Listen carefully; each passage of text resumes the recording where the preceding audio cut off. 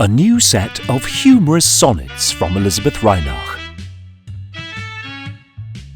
Tom the Cat chronicles the life of Tom, a large grey and white tabby who belongs to a director of finance. Tom serves as his owner's beloved companion, muse and comfort, and the following sonnets are modelled after Shakespeare's own and chronicled by Tom's owner.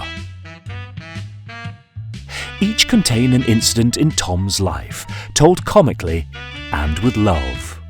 A funny read for all cat lovers and owners, this is a great coffee table book and a delightful collection of poems with fun illustrations by Brian Rivera.